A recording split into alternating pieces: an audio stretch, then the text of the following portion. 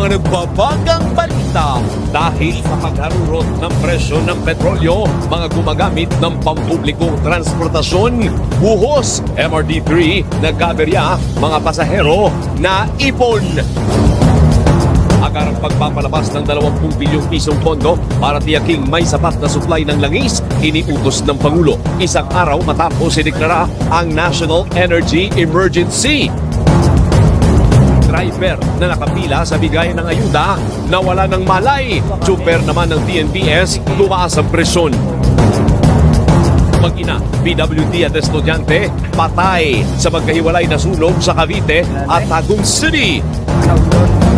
Ama ng nawawalang si Isabel Sofia Tablate, kinumpirma ang pagkamatay ng anak.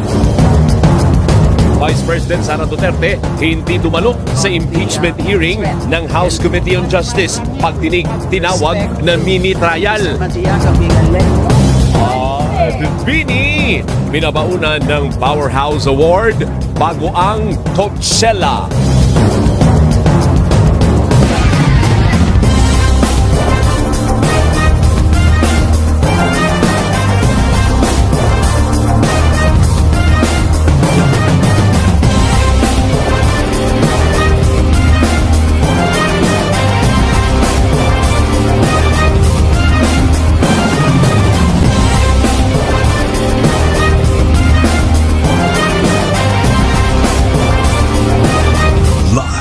Mula sa ABS-CBN News Center, Manila, ito ang TV Patrol!